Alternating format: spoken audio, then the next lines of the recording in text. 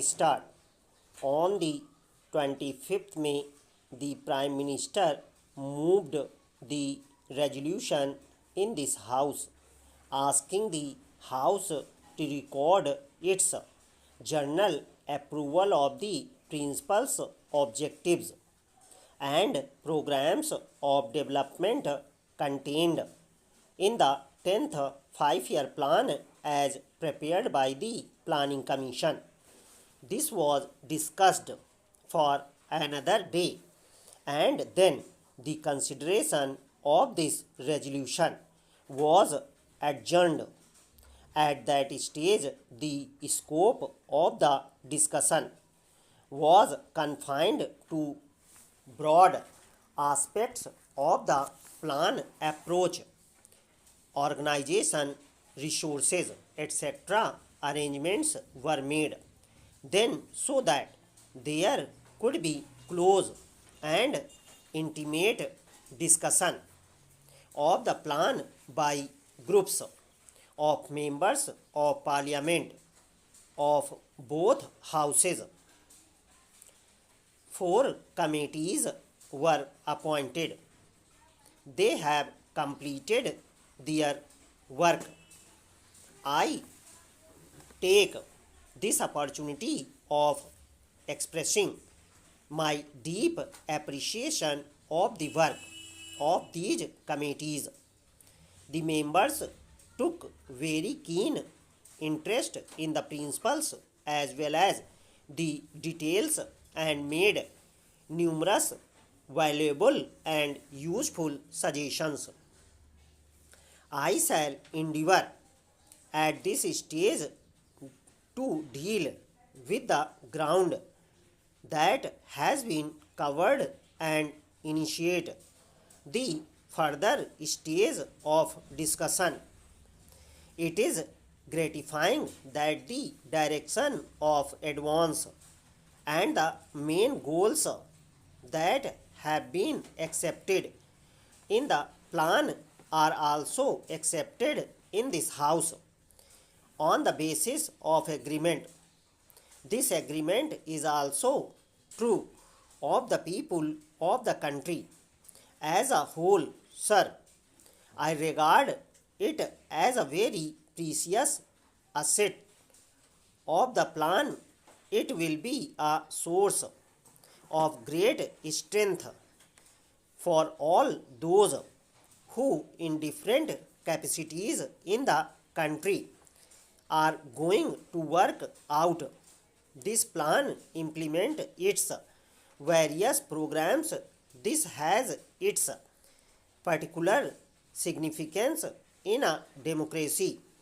If there is no broad agreement regarding objectives, our energies would be frittered away. Since there is that agreement regarding objectives, we have, I believe, made a big step towards the successful implementation of the plan. Questions and doubts arose in the course of the discussion, and I shall try to elucidate the points which were raised.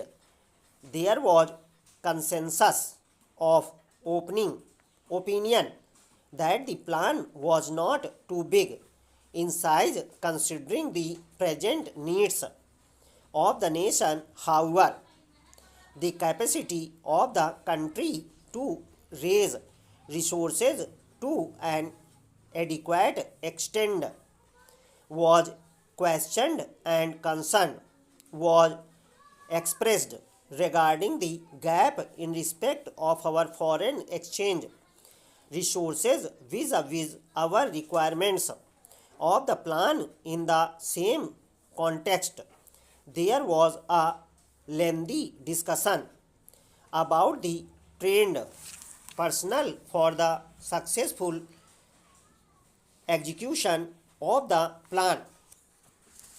There was a certain amount of discussion regarding priorities, and a special point was made that while we are according a higher priority to industry in the 10th five-year plan, the provision is not adequate, especially in respect of heavy industries. Further, it was stated that the provision for transport in out of step with the requirements of traffic which will be generated in the course of the implementation of the plan.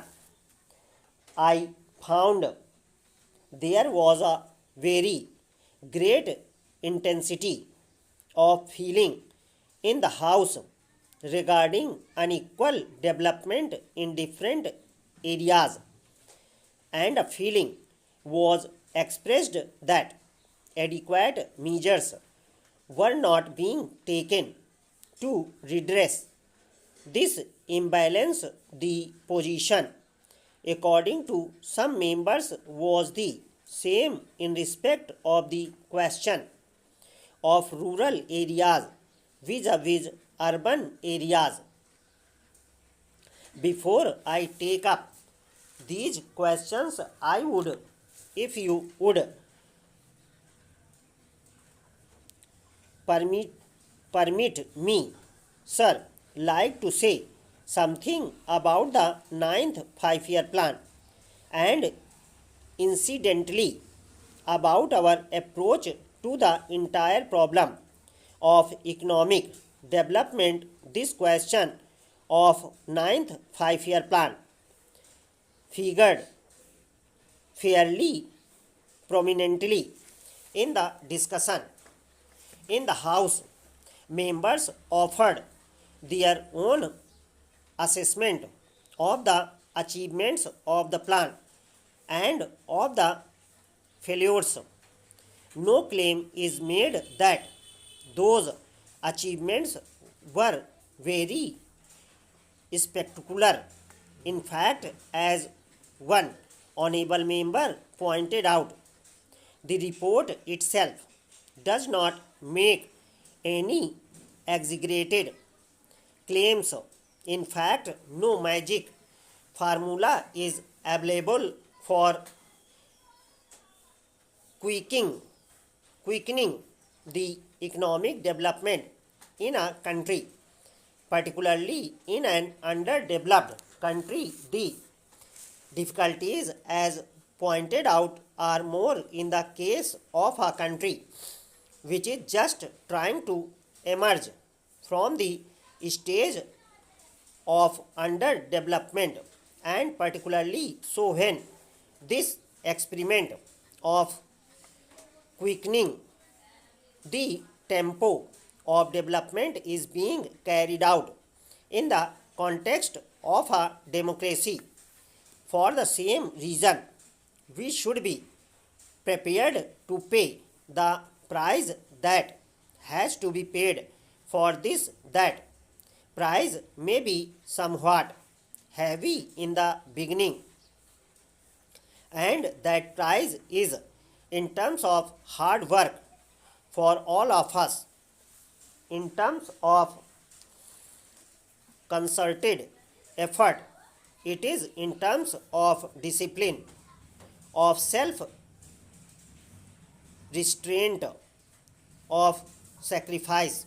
Let us be clear about that, because after all, what is the prospect before us?